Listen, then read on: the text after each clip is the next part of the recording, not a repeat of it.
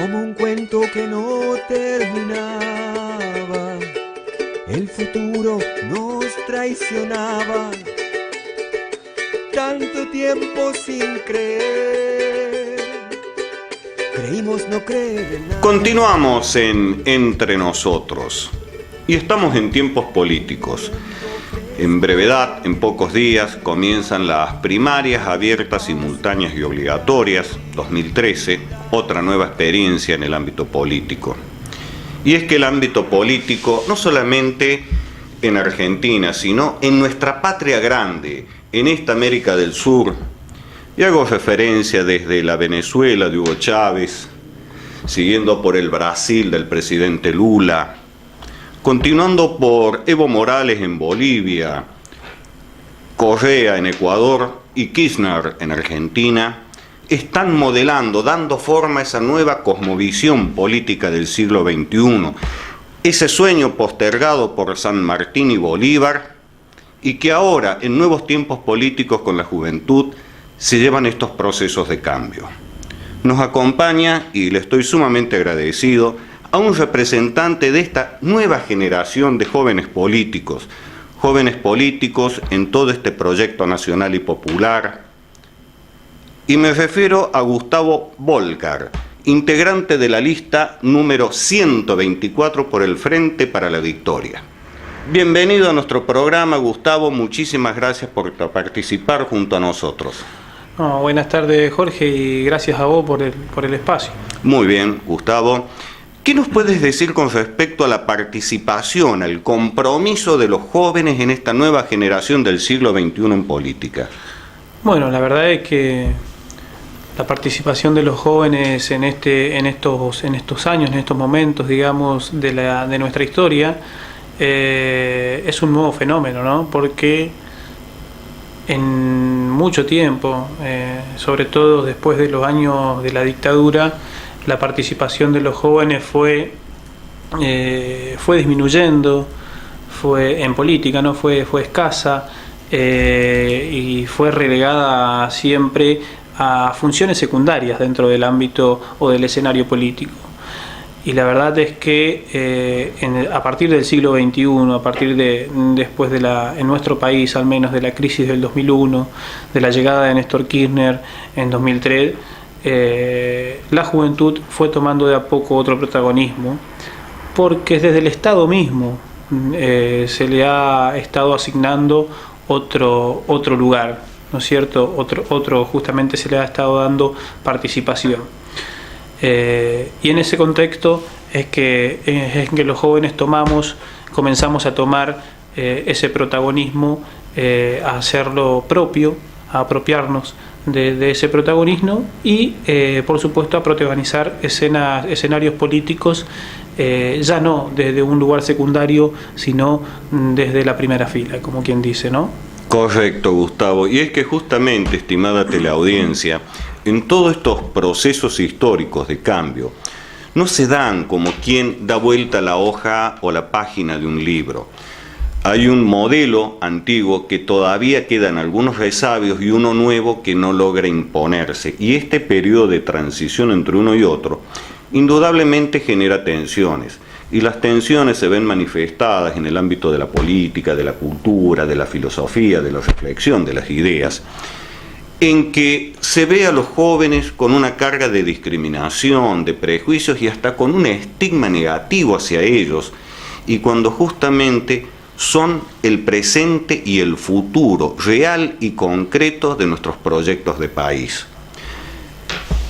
Gustavo, con respecto a tu trayectoria, ¿qué nos puedes comentar, por favor? Bueno, con respecto a mi trayectoria, Jorge, he comenzado en el campo político al menos a militar hace ya tiempo. Yo recuerdo cuando tenía 19, 20 años que me radiqué después de hacer un paseo por distintos lugares. Finalmente volví a mi pueblo natal, volví a Villocampo, comencé a estudiar el profesorado de historia en el nivel terciario, y fue allí donde comencé a militar estudiantilmente, fundando junto a otros compañeros el Centro de Estudiantes, hasta hoy vigente, por primera vez en el nivel terciario en Villocampo, realizando la verdad muchas acciones innovadoras para nuestra ciudad, porque era la primera vez que una casa de estudios superiores aquí contaba con un centro de estudiantes, y en realidad era la primera institución que, teniendo en cuenta todos los niveles, contaba con un centro estudiante, porque tampoco lo existen en este momento, lamentablemente, en el nivel secundario. Claro. Sí, por suerte, esa acción que fue allá por el año 2006, 2007, tuvo, digamos, buena repercusión, y años más tarde también en el otro terciario, en el del ISPICMO, también pudo generarse un centro estudiante, y hoy Villocampo, los dos institutos terciarios de Villocampo cuentan con centro de estudiantes. Me acuerdo varias acciones de aquella época con el centro de estudiantes, trabajando, ¿no es cierto?, para los estudiantes y también para la comunidad. Recuerdo distintas instancias de formación, de capacitación, de información, charlas, debate, presentaciones de libros. Recuerdo que durante, si no me equivoco, durante 2 años, 2 ciclos lectivos, sacamos una revista estudiantil que se llamaba Libre, de interés general, ¿no es cierto?, pero donde la mayoría de los temas eran de política nacional e internacional, que nos apasionaba mucho en aquellos momentos, como lo sigue haciendo ahora. Luego, y por lo mismo año, comencé también a extender esa militancia, digamos, a romper la barrera de las paredes de la institución educativa, y a comenzar a militar socialmente.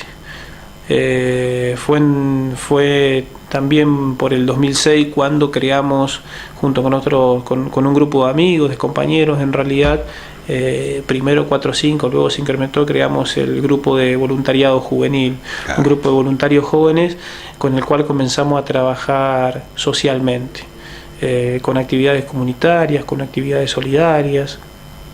Un grupo que fue creciendo y que tiene vigencia hoy mismo, que sigue existiendo de la misma forma en que lo hemos fundado, digamos, con el mismo sentido en que lo hemos fundado en aquellos años. Hoy sigue existiendo, sigo formando parte de él, a pesar de que, bueno, por otras actividades en estos momentos no estoy participando activamente en el grupo. Claro. También he participado en una mesa interinstitucional que se armó allá por el año entre 2008 y 2009, cuando tuvimos lamentablemente una seguidilla de casos de suicidios en nuestra ciudad, sobre todo de jóvenes. Recuerdo que el año en que tuvimos 9 víctimas, digamos, bastantes en un corto plazo, y en el cual, bueno, hemos a través de una convocatoria que había hecho Salud Mental, de Salud, habíamos atendido ese llamado y formamos parte de lo que es Red de Vida, que sigue existiendo hoy, quizás no con la dinámica que demandaba en aquel momento la situación, ¿no es cierto? Pero bueno, he participado de distintos espacios, he participado también de la gestión pública desde el año 2007, ¿no es cierto?, hasta no hace mucho, siendo responsable del área de la juventud, primero, y luego del 2011 siendo también supervisor de la oficina de empleo del municipio, lo que bueno, también de lugares de los cuales hemos trabajado mucho con la juventud en su distinto ámbito, con las instituciones educativas, con los grupos juveniles. Luego ya de la oficina de empleo hemos trabajado mucho en lo que es el fortalecimiento y la generación de empleo en personas, digamos, en situaciones de vulnerabilidad laboral. Hemos trabajado en la formación de distintas cooperativas y asistidos a estas cooperativas en cuanto a formación y también económicamente. Hemos hecho trabajos realmente que han dado frutos, que hoy pueden verse y que han permitido también un crecimiento personal significativo en mí, ¿no? Gustavo, rescato rápidamente 2 ejes que no son datos menores.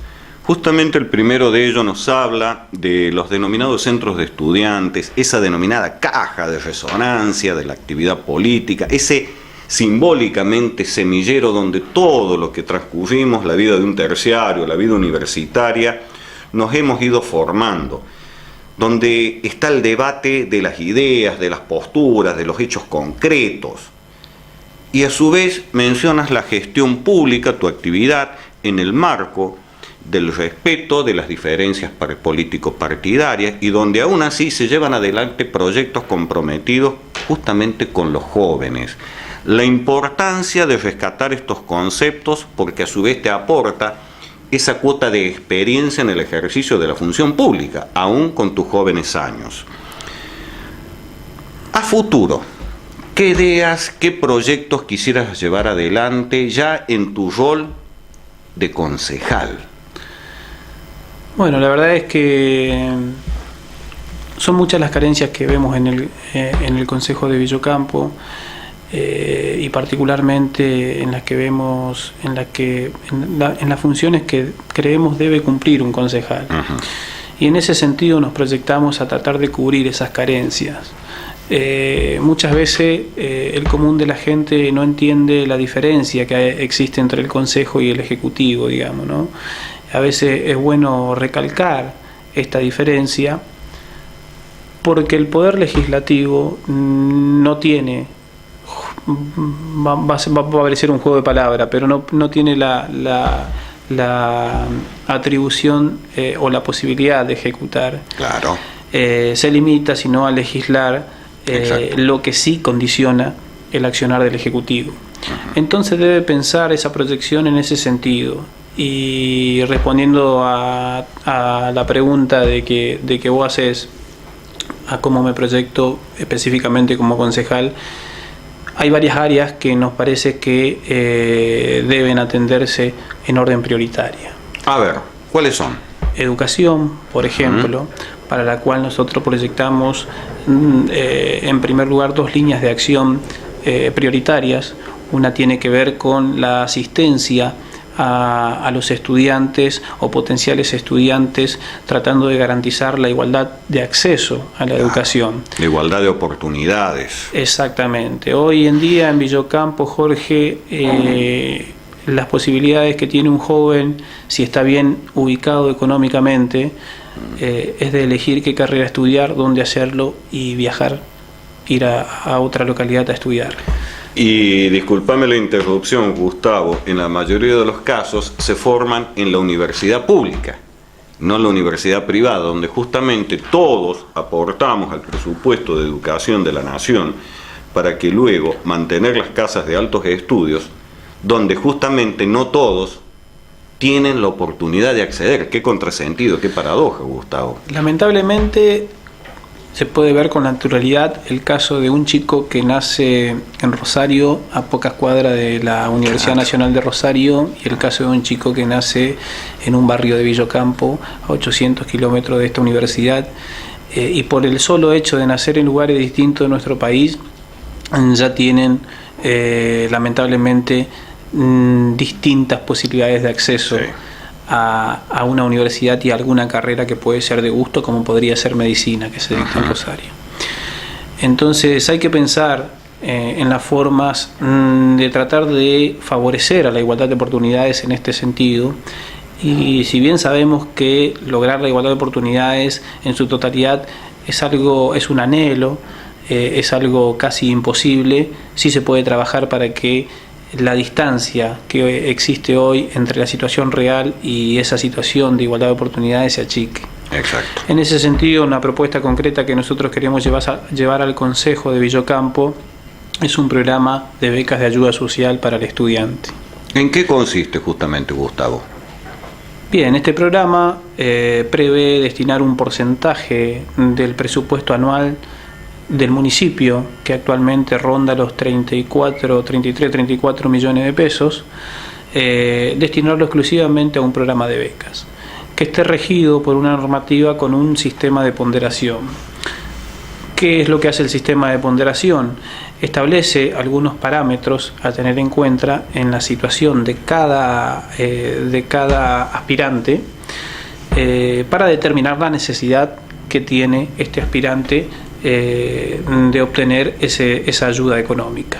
Sí. Es decir, valores como, por ejemplo, ingreso per cápita de la vivienda en la que vive, condiciones de la vivienda en la que vive, si posee o no cobertura médica, cobertura social, y por supuesto también su proyección académica, para que también tenga una exigencia y pueda cumplir con una proyección académica, pero difiriendo, digamos, no siendo la proyección académica el requisito más importante y el único, como suele pasar con los programas de becas. Claro. Nosotros, pensando justamente en proyectar en pos de esa igualdad de oportunidades, tenemos que pensar que más allá de la calificación, que siempre debe ser favorable, pero que no necesariamente siempre tiene que ser la mejor, no podemos limitar digamos al aspirante o al estudiante con el hecho de decir, bueno, tenés la beca si tenés un promedio de 9 o 10, claro, como suele ocurrir. A veces se aprueba con 6, sí, y uno puede sí, recibirse con 6 o 7 y el título es válido, totalmente válido. El estudiante se convierte en profesional, claro, y eso es una solución personal y es un aporte a la comunidad. Y justamente en este tema, Gustavo, estamos abordando algo que es sensible a la comunidad. A sus hijos, señora, señor, a sus nietos, a sus sobrinos, a sus seres queridos.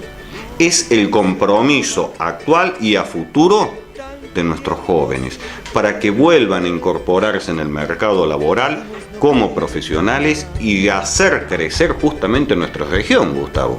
Exactamente. Es en ese mismo sentido, Jorge, en el que planteamos esta propuesta.